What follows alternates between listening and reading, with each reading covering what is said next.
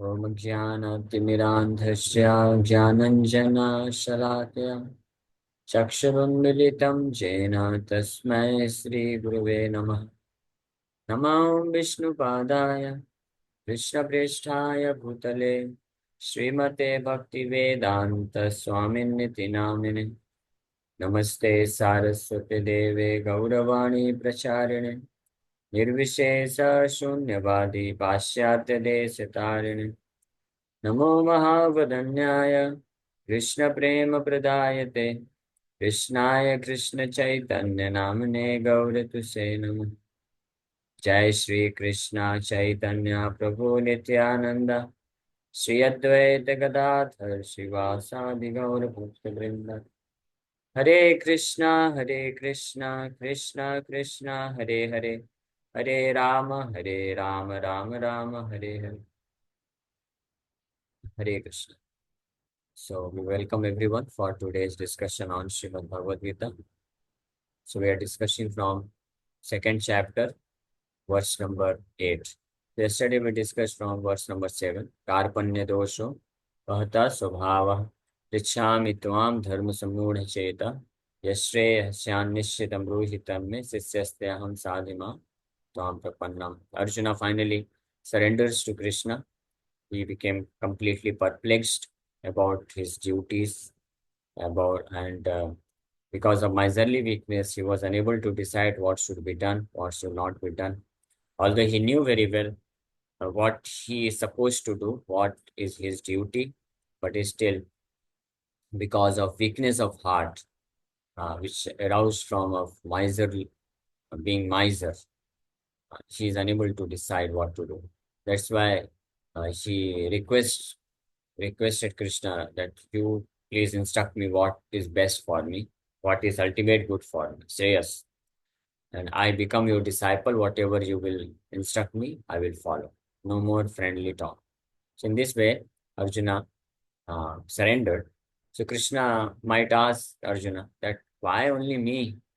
I am just your contemporary, I'm your friend, and you are making you can approach to so many other great personalities who are present. Vyasadeva is there, Bhishma Pitama is there, and so many others. You are so powerful. You can even approach demigods. You can approach Brahaspati also. You can take guidance from them. So why only me? So in the next today's verse, Arjuna is giving the reason why only you, Krishna. Only you can uh, clear all my doubts, all my confusion. Only you can free me from my mental anxiety and depression. So this verse gives us an idea that nobody else is actually qualified to help us. Only Krishna is completely qualified, capable, and willing to help us. So Krishna, because he is Supreme Personality of Godhead, he is the controller of everything, and he is present within the heart of every living entity. That is what is most important qualification for a person to be able to help others. Because suppose if you go to somebody, suppose if you come to me and you tell me that I'm so much depressed, so much anxiety, I'm unable to understand why such so disturbances and what to do. So at the best I can show some sympathy to you, that's all. And based on my personal experience, I can suggest something to you which may not be applicable for you, because you might be facing different kinds of problem, different type of situations. So it may not be applicable to you, because everyone's mental condition is different, everyone's circumstances are different, and the level of disturbances and anxiety is also different. So only a person who can know very well, who can diagnose perfectly, only he can help. Just like if a patient goes to a doctor who doesn't have sufficient equipments to check, to diagnose what actually the disease is, then the doctor will not be able to cure the patient. That's why if the disease is very heavy, So one is recommended to approach a very nice hospital which has a lot of modern equipments by which doctor can check, test what exactly is the disease, and only when a doctor is able to diagnose the problem perfectly and clearly, then only he can recommend some perfect medicine, and then only the patient can get cured. Otherwise, if doctor is unable to detect the disease, then he will not be able to cure. It happens many times. Many patients, they go to so many doctors, but doctors are unable to even detect what exactly is the problem.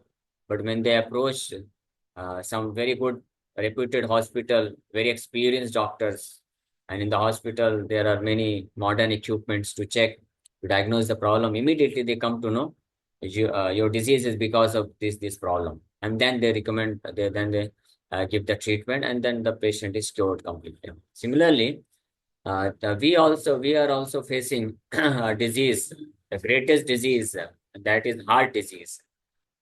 But this heart disease is not like the heart disease of this uh, material world, a heart attack problem or so many other problems. This heart disease is disease of mind. Mind is within the heart. Mind, intelligence, and soul. So all the three things are within the heart. So no doctor, no psychologist, no psychiatrist can actually know exactly about the conditioning of mind, and how the mind is afflicted, how the mind is entangled. It is very difficult for any human being to understand. What to speak of human being? Even the demigods also cannot solve the problem. That is what Arjuna is going to explain in this verse. Only Krishna is qualified and capable of knowing exactly what exactly is our situation, mental situation, and he can help. This we should have full faith, because Krishna clearly explains in Bhagavad Gita 15, chapter 15, number verse. Sarvasya chaham hridhi sannivishto matta smritirjnanam apohanam cha. That I am situated within the heart of each and every living. I will show you the verse so that you can develop the faith. Krishna says, Bhagavad Gita 15.15. Sarvasya chaham. Oh, sorry, this is 5. 15.15. सर्वस्य चाहं हृदि सन्निविष्टो मत्तः स्मृतिर्ज्ञानमपोहनं च वेदैश्च सर्वैरहमेव वेद्यो वेदान्तकृद्वेद विदेव चाहम्. Krishna says, I am seated in everyone's heart, and from me come remembrance, knowledge, and forgetfulness. By all the Vedas, I am to be known. Indeed, I am the compiler of Vedanta, and I am the knower of the Vedas. So Krishna says that I am seated in everyone's heart, and from me come remembrance. Matta smritir jnanam apohanam cha. I give the remembrance, I give the knowledge, and I give the forgetfulness to each and every living entity according to their desire, according to their surrender unto me. I do all these things. And elsewhere in the Bhagavad Gita, Krishna says, Ishvara sarva bhutanam rid riddeshe arjuna tishtati. 18.61. Krishna says, and again, Ishvara sarva bhutanam riddeshe arjuna tishtati dhamayan sarva bhutani yantra rudhani mayaya. 18th chapter, verse number 61, Krishna again says, the Supreme Lord is situated in everyone's heart, O Arjuna, and is directing the wanderings of all living entities who are seated as on a machine made of the material energy. Yantra Rudhani Maya. This body is compared to a machine. This body is like a machine. We are not this body. This is the first teaching which Krishna is going to give to Arjuna from verse number 2.12, verse number 12 onwards. So this body is a machine, and the driver, the heart is driver's seat. So Krishna, as a super soul, Paramatma, he is driving this machine. He is helping all the living entities according to their desire and according to their surrender unto the Supreme Lord. Krishna gives all help. So with these two verses, we clearly understood how Krishna is actually He is the only personality who is present within the heart of every living entity. So that means he knows everything. Now, another verse, Krishna says that he is well-wishing friend of all the living entity. Bhoktaram Yagyasaptam Sarvaloka Maheshwaram.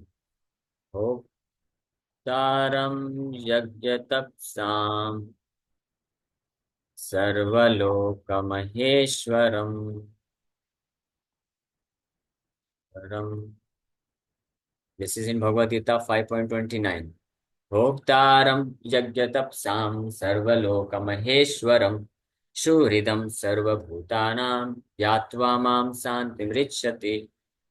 So, a person in full consciousness of me, knowing me to be the ultimate beneficiary of all sacrifices and austerities, the supreme lord of all planets and demigods, and the benefactor and well-wisher of all living entities, attains peace from the pangs of material miseries. So, in this verse, Krishna clearly explains, this is in 5th chapter, verse number 29. Krishna says, okay, that he is the benefactor and well-wisher of all living entities. This is what Krishna says. Suridam, the benefactor, Shuridam. Shuridam means very, very dear to the heart, very, very well-wishing friend to the heart. Nobody else is actually Shuridam. In this world, a person might act as our friend, uh, our relative, our well-wisher to some degree. But the supreme well-wishing friend is actually Krishna. That he claims in the Bhagavad Gita. Why it is so? Because we are part and parcel of Krishna, Supreme Lord. It's very natural. Just like the parents, mother and father, they give birth to the children. This body belongs to parents. So because they have given birth to the child, that's why they remain the most well-wishing person for the child. But similarly, actually Krishna, our parents, they are mother and father of this body. But Krishna is actually mother and father of the soul. Krishna is mother and father everything. Pitaham asya jagato. Pitaham. Pitaham asya jagato mata dhata pitamaha. In chapter 9, verse number 17, Krishna says, Pitaham asya jagato mata dhata pitamaha vedyam pavitram omkara riksam yajurevacha. I am the father of this universe, the mother, the support, and the grandsire. I am everything. Elsewhere, Krishna says, Aham bija pradaha pita. Aham bija pradaha pita. This is in Bhagavad Gita 14 chapter verse number 4. Sarvayoneshu kaunteya murtaya sambhavanti ya tasham brahma mahadjonir aham bija pradapita. It should be understood that all species of life, O son of Kunti, are made possible by birth in this material nature, and that I am the seed-giving father. Who is seed-giving father? Krishna is father of all the living entities, whether birds, beasts, plants, trees, human beings, cats, dogs, demigods, everyone. Krishna is seed-giving father. He is actually father, well-wishing friend. And elsewhere Krishna says, Mamai Vamsho So Jivaloke Jiva Bhuta Sanatana in 15th chapter, verse number 15, chapter 15, verse number 7, Krishna says, Mamayvamsho Jivaloke Jiva Bhuta Sanatana Manasasthani Indriyani Prakritisthani Karshate. The living entities in this conditioned world are my eternal fragmental parts. Due to conditioned life, they are struggling very hard with the six senses, which include the mind. So many places in the Bhagavad Gita, Krishna claims that all of us are actually part and parcel of the Supreme Lord Krishna. Mamai Amsha. These are my Amsha. Amsha means part and parcel, fragmental particle. Jiva Loke, all the living entities. Sanatana. Sanatana means eternally. Even when the person dies, the person does not die. The body is only dying. But the living entity remains as it is and takes birth to the next species, takes birth again. So the living entities are part and parcel of Krishna, just like child is part and parcel of mother and father. So mother and father naturally have affection for the child, so they care for his protection. Similarly, Krishna, he is mother and father of all the living entities. So naturally, he has the affection for all the living entities. So on one side, one thing is Krishna has this affection. He is well-wishing friend of all the living entities, and at the same time, he is capable also because he is present within the heart of each and every living entity. So he knows also what is our condition, and he is well-wishing friend. That means he wants to help us. He wants to free us from all kinds of miserable situation. So the question arises, but why we are facing so many problems and challenges and anxieties in our life? The only answer is that we are not willing to take help from the Supreme Lord. We think I can independently solve my problems, or I can take help from somebody else. So Krishna allows, being merciful, the Supreme Lord, she gives us freedom that, oh my dear sons and daughters, if you are not willing to take help from me, if you think that you yourself can help yourself or you can take help from others, okay, you try. I give you freedom. There is no there is no force at all. If you are willing to take shelter of me, I am ready to help you. So that is his merciful nature. He allows us. Uh, But Arjuna understood this, that my dear Krishna, nobody else can help me now. I am fully surrendering. This is what is going to be covered in this verse. Arjuna is now going to tell Krishna that why I am fully surrendering unto you, why I am accepting you as my spiritual master, why I am becoming your disciple, and why I request you that you please instruct me what is best for me. The reason is, Arjuna says, Nahi prapasyami mamapnunadyad yashokamuchoshanamindriyanam avapya bhuma vasapatnam riddham rajyam suranam apichadipatyam. So Arjuna says, I can find no means to drive away this grief which is drying up my senses. I will not be able to dispel it, even if I win a prosperous, unrivaled kingdom on earth with sovereignty like the demigods in heaven. This is final conclusion of Arjuna. He says, Nahi prapashyami mam apunudyad yat sokam uchoshnam indriyanam. Shokam, lamentation, the kind of lamentation or anxiety or miserable situation I'm facing, my dear Krishna, which is so very powerful, so very great that it is drying up my senses. Uchoshnam indriyana, it is drying up my senses, and and it is making me completely forgetful of everything. So to become free from such kind of great lamentation or anxiety, I do not see that anyone else can help.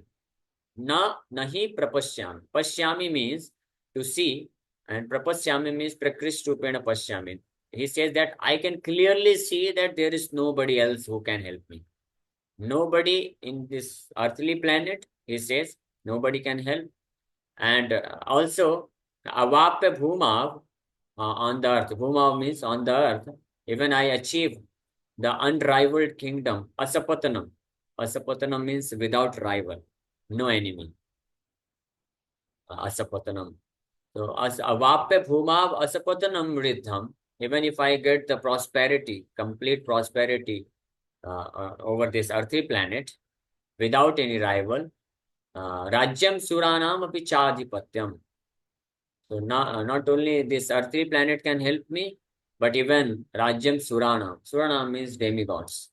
The planets of demigods. If I get the planets of demigods also, kingdom of demigods, if I become Lord Indra, the Surapati, Indra is Rajendra, Indra is Devendra, the Lord of the Devas, Lord of the demigods. Even if I become Lord Indra, still my problem will not be solved.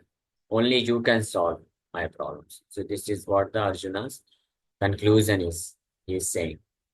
So, although Arjuna was putting forward so many arguments based on knowledge of the principles of religion and moral codes, it appears that he was unable to solve his real problem without the help of the spiritual master, Lord Shri Krishna. This is very important thing. So, although Arjuna was very intelligent, he was very intelligent, he was very scholar, he had complete knowledge of Vedic literatures also.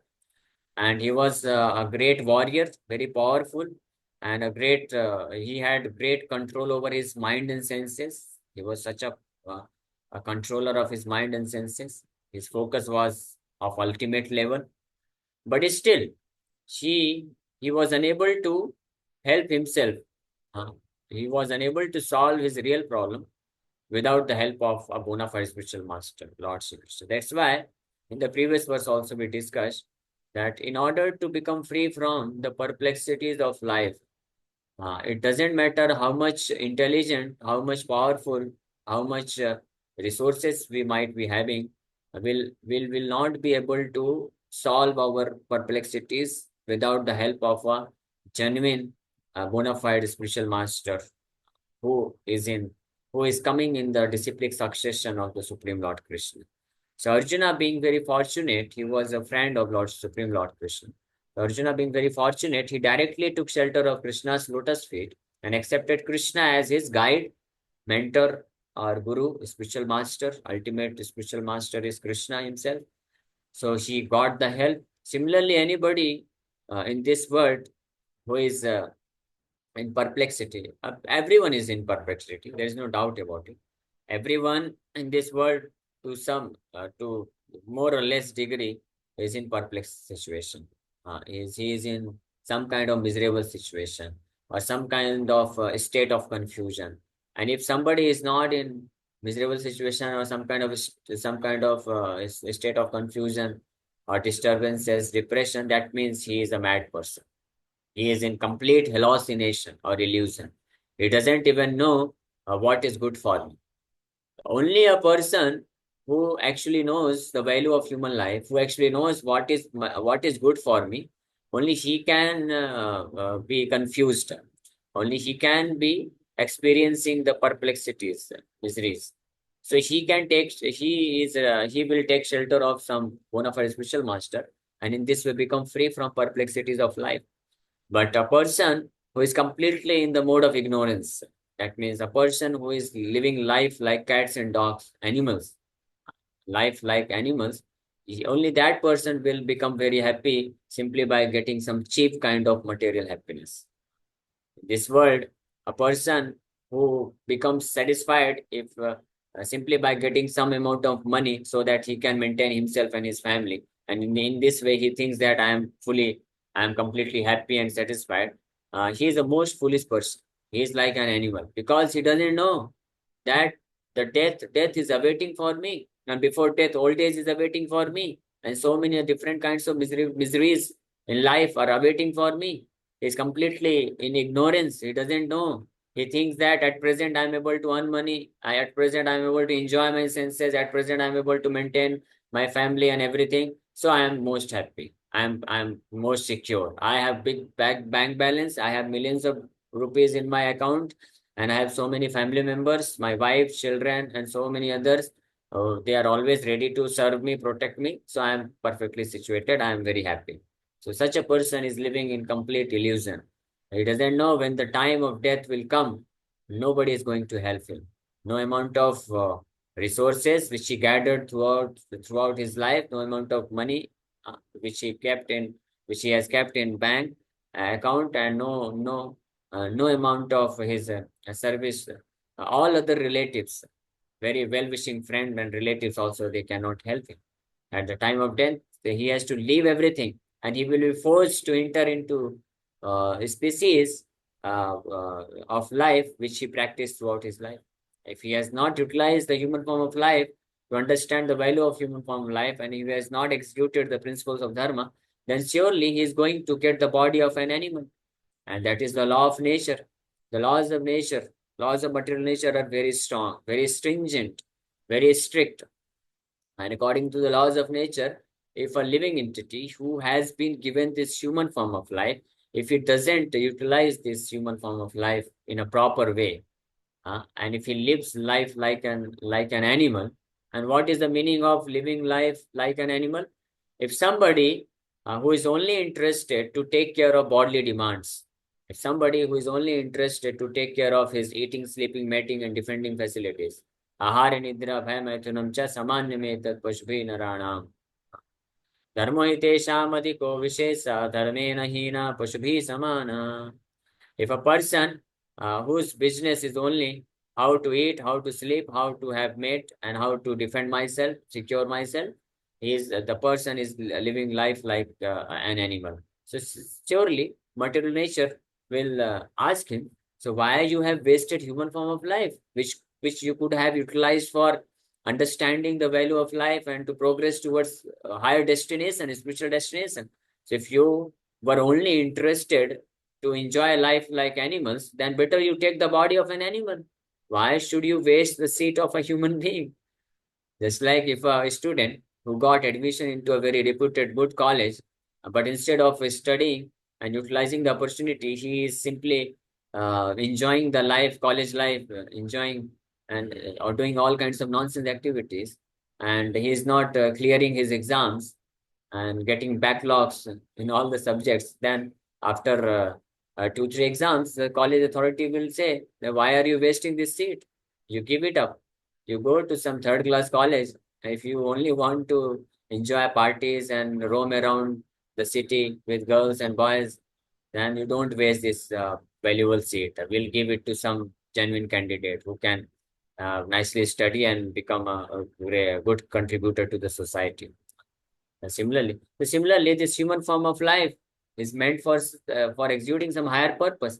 But if somebody is so much engrossed in just in bodily concept of life, fulfilling the demands of the body or gathering resources in order to just maintain this perishable body, then he is living life in a very his life is very risky, and he's sure to get a body of an animal.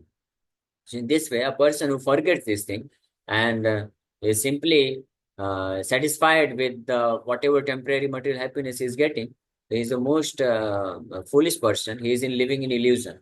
But anyone who has a little mode of goodness, who has a little brain, little intelligence, he can understand why should I simply live life just to maintain the body? I should also inquire about the purpose of life. I should also know what is ultimate good for me, what will happen after death, and how to prepare to go to higher destination. So, for those kind of people, there is a great requirement that they should approach a bona fide spiritual master who can guide them to understand the purpose of life and to achieve that ultimate good in life. And that kind of bona fide spiritual master is actually a pure devotee of the Supreme Lord Krishna. Only Supreme Lord Krishna can help any living entity or anyone who is a fully surrendered, devoted soul unto the lotus feet of Krishna can become his representative and spiritual master, bona fide spiritual master to guide us in the path back home, back to God. So this is what Arjuna is declaring here, that uh, it appears that for me, I know nobody else can help me. Only you can help. So he could understand that his so-called knowledge was useless in driving away his problems, which were drying up his whole existence. And it was impossible for him to solve such perplexities without the help of a spiritual master like Lord Krishna. So Arjuna was fortunate enough, so he could understand these things. And so he decided that I must surrender completely to Krishna and get help from him. So academic knowledge, scholarship, high position, etc. Are all useless in solving the problems of life. No matter how much knowledgeable a person is in material sense, and in how much money he has, how much high position in society he is having, uh, these all things cannot help him to solve the problems of life. And real problems of life are janma mrityu jara vyadhi, birth, death, old age and disease. Death, nobody can stop death. Even billionaire, they also have to die one day. The most powerful also have to die one day. The most beautiful, handsome, most intelligent, Albert Einstein, they all died. So this is the biggest problem. So one has to seek help, guidance from a spiritual master, not material master. A spiritual master is one who knows the essence of Vedic literature, who is a soul fully surrendered unto Krishna. He can guide us. So help can be given only by a spiritual master like Krishna. only by a spiritual master like Krishna, or a representative of Krishna. Therefore, the conclusion is that a spiritual master who is 100% Krishna conscious is the bona fide spiritual master, for he can solve the problems of life. Lord Chaitanya said that one who is a master in the science of Krishna consciousness, regardless of his social position, is the real spiritual master. Kiba vipra kiba nyase shudra ke nenai, Jai Krishna tattva veta se guru hai.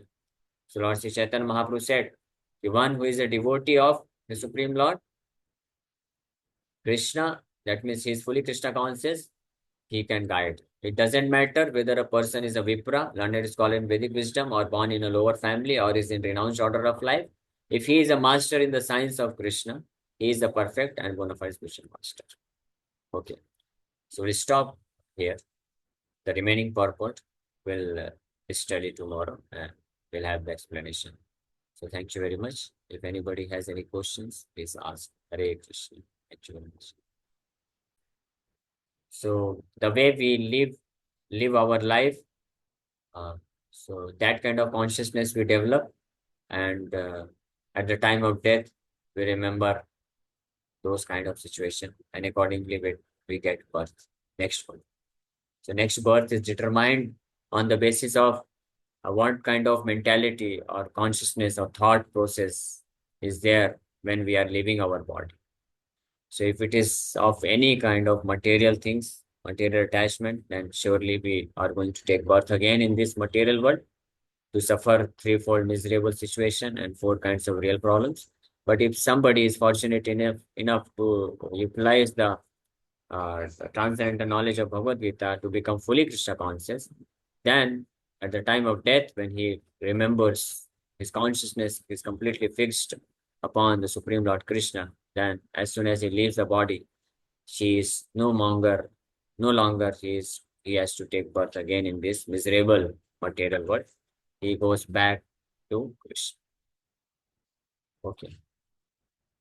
अगर college में कोई competition हो तो हमारे participate करना चाहिए. Yes, you can participate the competition in the college if it is required for your advancement in material studies. But side by side, we should always remember to chant Hare Krishna Mahamantra and to hear Bhagavad Gita classes. If you are able to do that, then you can participate in college competitions and all those things, which is helpful for you to progress materially. Because as long as we are in material world, we also require to have some material proper standing, so that we can uh, perfectly be situated to practice Krishna consciousness. Leave the Maya and devote ourselves to Prabhu. So it's not required to leave the Maya, but the important thing is to learn the art, how to live in Krishna while living in Maya. This material world is a Maya Jagat. So we cannot leave Maya, but we should learn the art of performing best action. Yoga karma sukha, Krishna says in the Bhagavad Gita. The best art of performing action is that without leaving the activities of material world, we develop the consciousness of Krishna, so that we will not get entangled. Okay, so you don't have to leave your studies, your college, your job, your family life, nothing. You simply have to understand the principle of Krishna consciousness, so that your mentality, your consciousness uh, can be changed in a spiritual way, so that you may not get entangled. This is what is required to do. Okay.